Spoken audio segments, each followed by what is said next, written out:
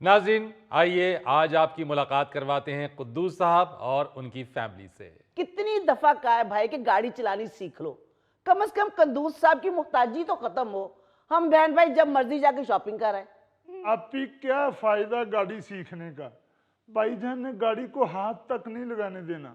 रहने दो, आप अपनी सुस्त मिजाजी की वजह से गाड़ी नहीं सीखते, वरना चाबी तो मैं लड़ झगड़ के भी ले लूं। उन्हें पता नहीं क्यों लगता है कि मैं गाड़ी में बैठा तो गाड़ी का इंजन बैठ जाएगा।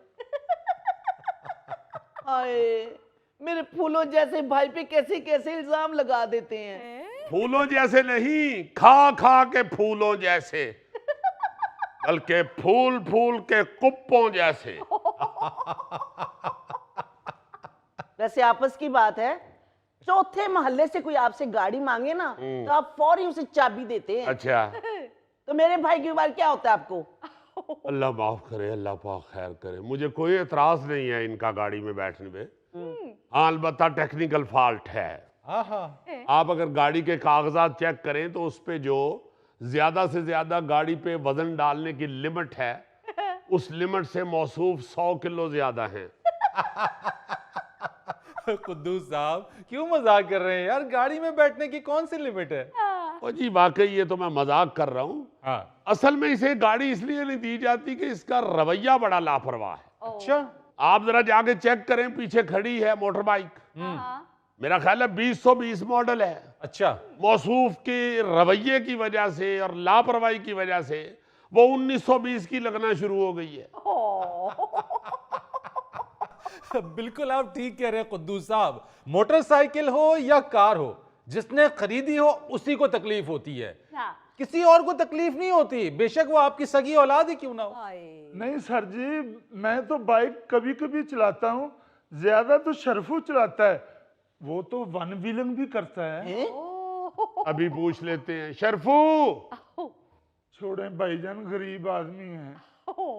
1 मिनट ठहरे जरा मियां मनशा साहब। जी साहब जी। और तुम मोटर बाइक पे सौदा सलफ लेने जाते हो? नहीं साहब जी, मैं तो पैदल जाता हूँ, ये 7 तो दुकानें हैं। मोटर बाइक चलाए हुए तुम्हें कितनी देर हुई है? 2-3 महीने हो गए हैं। ये अब्दुल सलाम ने कब चलाई है मोटर बाइक लास्ट टाइम? ये घंटा पहले अपने दोस्त की तरफ गए हुए थे। जाओ मेरा बेटा अंदर। जी सर। आप बताइए सर, ऐसे शख्स को दे दिया करो अपनी गाड़ी की चाबी? भाईजान मैं तो नहीं कह रहा था, आप ही कह रही थी कि गाड़ी सीख लो, और मैं कह रहा था कि आप भाईजान की गाड़ी को नहीं छेड़ना चाहिए। आप भाईजान को कहें कि मुझे अलहदा कोई छोटी मोटी गाड़ी ले दें। छोटी मोटी गाड़ी तुम्हें ले दूं? तुम छोटी मोटी गाड़ी में पूरे आ जाओगे? मज़दा लेके देना चाहिए तुम्हें। उड़ाए मजाक मेरे भाई का, रखे अपनी चाबी अपने पास। मैं अपने भाई को किस्तों पे गाड़ी निकलवा के दूंगी, चाहे वो सड़कों पे चलाए चाहे जंगल में चलाए। भाभी, जंगलों में गाड़ी चलाना आसान काम नहीं। एक दफा मैं जंगल में जा रहा था, मेरे पीछे हाथी लग गया। मैंने गाड़ी तेज कर दी, हाथी भी तेज हो गया। वाह वाह। अचानक गाड़ी ने 2-3 दफा मिसिंग की और बंद हो गई। हाथी मेरे नजदीक से मुझे क्रॉस करते हुए मेरे आगे आ गया और कहने लगा, मैं जीत गया, मैं जीत गया, जीत गया, मैं जीत गया, जीत गया, मैं जीत तो गया। रानी अंकल क्यों झूठ बोल रहे हैं? हाथी तो इतना मोटा होता है, वो डांस कर ही नहीं सकता। तुम कर सकते हो डांस? हाँ, मैंने आप ही की मेहंदी पे किया था। तो हाथी को मौत पड़ी हुई है। हाथी डांस कर सकता है। इंसान के 2 हाथ 2 पांव होते हैं, हाथी के 4 पांव होते हैं और एक जैसे होते हैं जैसे बिलियर्ड के पाए होते हैं।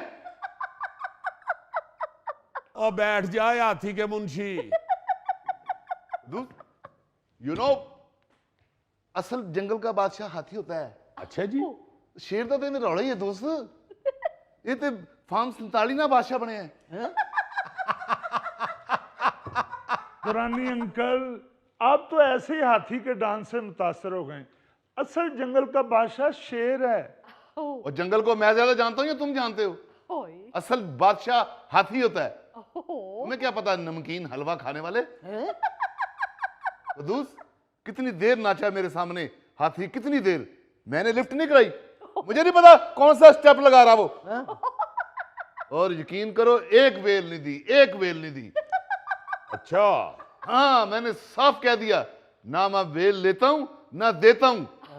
वेल वेल चौधरी अशरफ दे नादी वेल।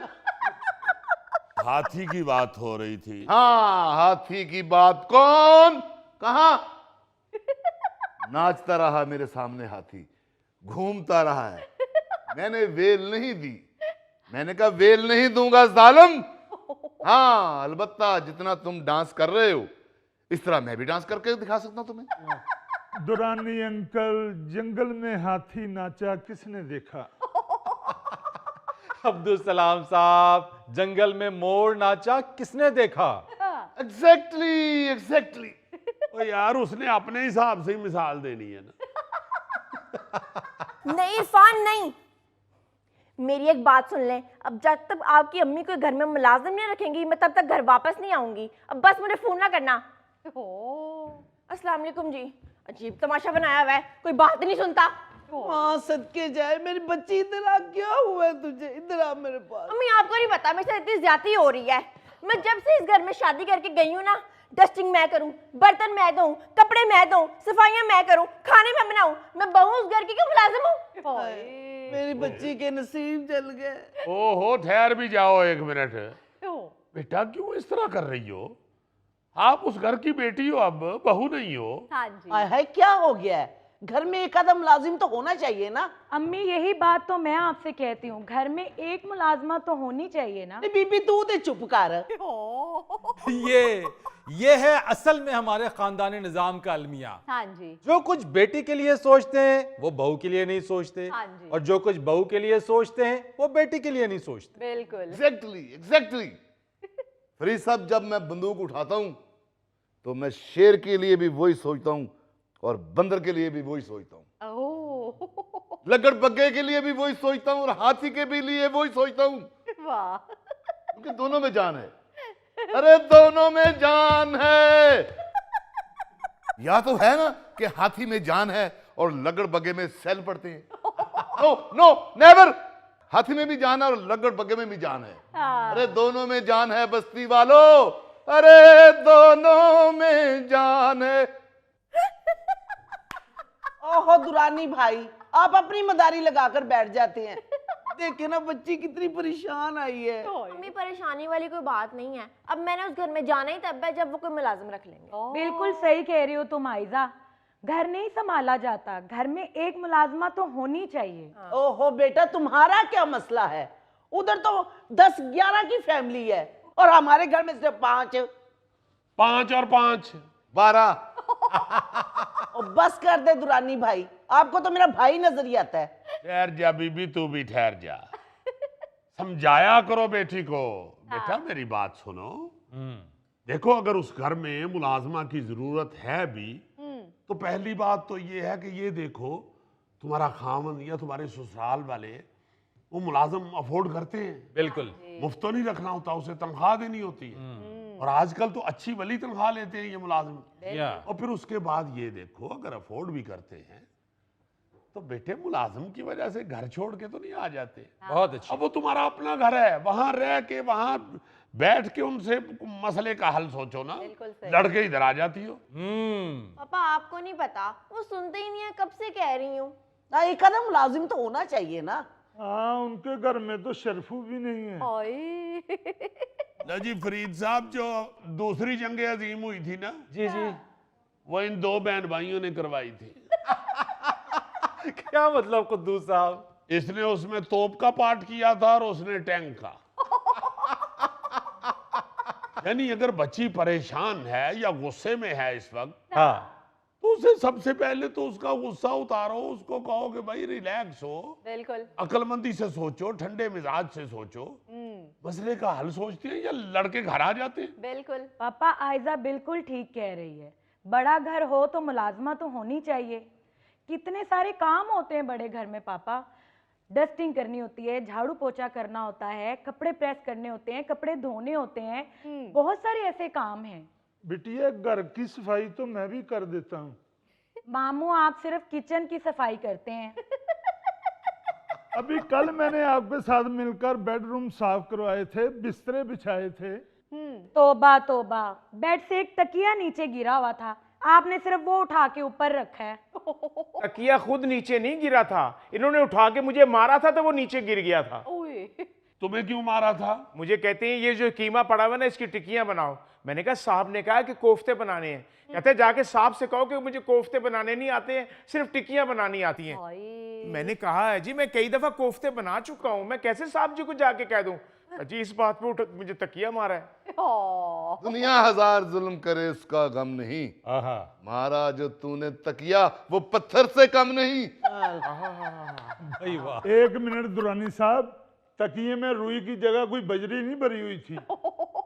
असल में ये हुआ भाईजान, मैंने इसको गुस्से में कहा कि जाओ जाके हांडी पकाओ, भाईजान को भूख लगी हुई है।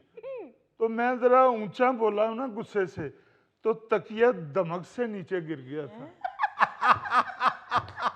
ओ नहीं नहीं, धमक है इसकी। ये 14 अगस्त को जो आप लोगों को 21 धमक की आवाजें आती हैं ना, वो यही मुंह से करता है।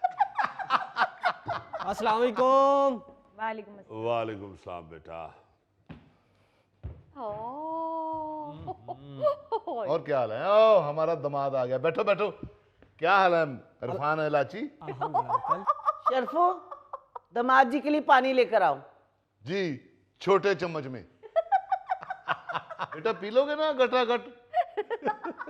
अंकल आप हर वक्त मजाक करते रहते हैं।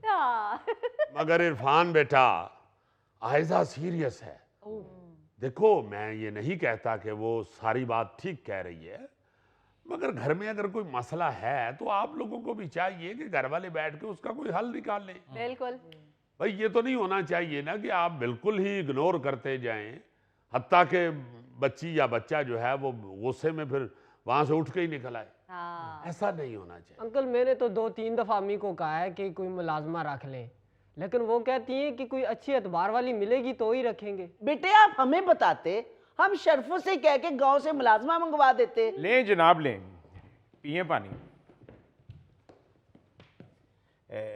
साहब जी खाना तैयार है। क्या बनाया शर्फू? कोफ्ते। कोफ्ते बड़े साइज के तो नहीं बना दिए? कोफ्तों का एक ही साइज होता है sir. No, not at all. याद रखो जब इरफान घर में आए तो कोफ्तों का साइज फालसे से बड़ा नहीं होना चाहिए। यार कितनी मजे की आप लोगों की फैमिली, और आप लोग कितने छोटे छोटे मसाइल के ऊपर लड़ते झगड़ते अच्छे बिल्कुल भी नहीं लगते हैं। बिल्कुल। मैंने अक्सर घरों में देखा है छोटी छोटी बातों पर लड़ाई हो जाती है, मुलाजमीन पर लड़ाई हो जाती है, हाँ। आज क्या पकाना है इस बात पर लड़ाई हो जाती है, आउटिंग के लिए कहाँ जाना है इस बात पर लड़ाई हो जाती है। बिल्कुल। अरे भाई ये छोटी छोटी बातें हैं, ये कोई ऐसी बड़ी बात नहीं जिस पर लड़ाई झगड़ा किया जाए। मैं तो समझता हूं कि इन बातों पर आपस में बैठ के एक दूसरे से बात करके मसले को हल कर लेना चाहिए, बात को बढ़ाना नहीं चाहिए। बिल्कुल सही। फरीद साहब, बेटी परेशान हो तो माँ बाप तो परेशान होते हैं ना। मामा आप फिक्र ना करें, मैं खुद हैंडल कर लेता हूँ इसे। गुड। ये भी ले जाएं, आयजा का है। देखें जरा, परस तक तो उठा रहा अपनी बेगम का, और इस सेहत के साथ क्या करे वो बेचारा। हालांकि इरफान जब दर्जी के पास अपना सूट सिलवाने जाता है तो दर्जी को कहता है कि बटन जरा कम लगाना, मैं थक जाता हूं।